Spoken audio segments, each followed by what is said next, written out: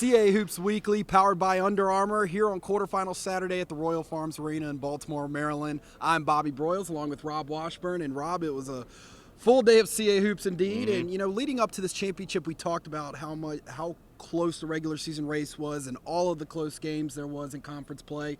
Today, that wasn't the case in 3 of the 4 games. Yeah, the first 3 games today, double-digit decisions. The last game right down to the wire. But what we saw today was the top teams in the league playing like the top teams in the league, and we head into the semifinals with 4 of the top 5 seeds still alive. Well, let's go right to the highlights. Our first game today, we saw the top seed William and Mary Tribe taking on Elon. Elon, of course, 18 hours before had an overtime game with Towson. Yeah, and I think that affected them today. I think they wore down. But I think what we saw today was a William and Mary team that is on a mission. Tony Shaver talked about it in the post game. Instead of just being happy to be here and hoping to win it, they came in on a mission to win it, and they looked like that today. Elon played a pretty good game, but every time they made a run, William and Mary answered. Marcus Thornton with 17 points. Omar Pruitt with 16, both came up big today, and it was a very impressive performance by William and Mary, both offensively, and they did a great job defensively on Elon's three-point shooters. And then the second game today, a little bit of a surprise, Hofstra with a wire-to-wire win over James Madison. Yeah, and it was a different kind of win for Hofstra. One, they got 46 points in the paint. Musa Kone, 18 points and 11 rebounds. Rokas Gustis off the bench with 11 rebounds. They pounded the ball inside. The other thing they did was they got physical with JMU, and they did a great job defensively shutting down JMU's three-point attack. JMU was just 5 of 22 from 3, and a really impressive victory, as you said, wire-to-wire for Hofstra, and they look like a team that feels like they can win this championship too.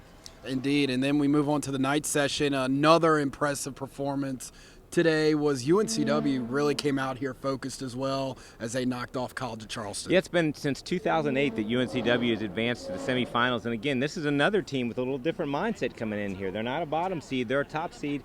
And that was the mindset Kevin Keats wanted them to play with, and they sure looked like that. They shot 65% in the second half.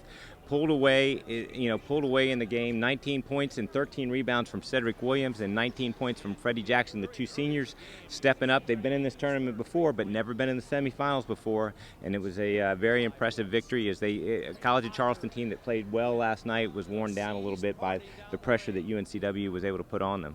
And then we had a great one for the nightcap, the only close contest of the day, as Northeastern was able to escape with a win over Delaware. They advanced to the semifinals. Yeah, both coaches talked about how this game felt like a championship game. It was back and forth, very close the whole way.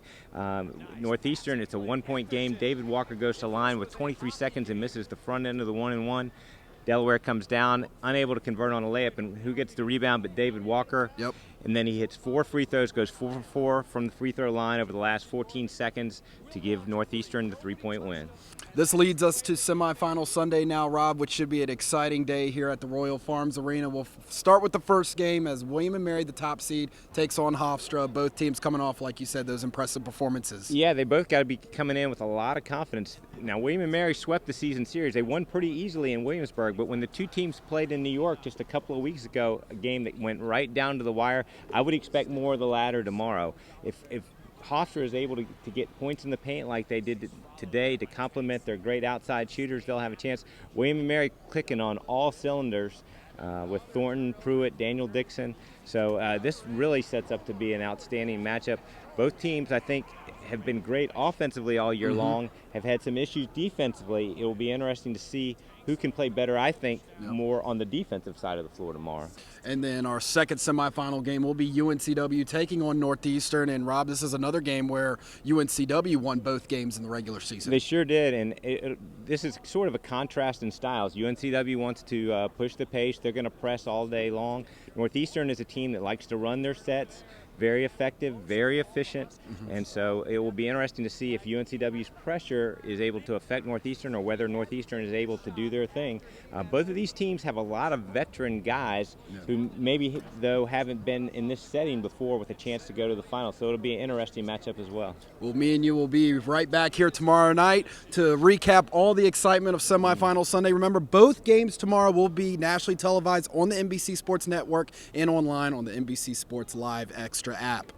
Rob, can't wait for tomorrow. We'll be here to recap all the action and get you ready for the championship on Monday.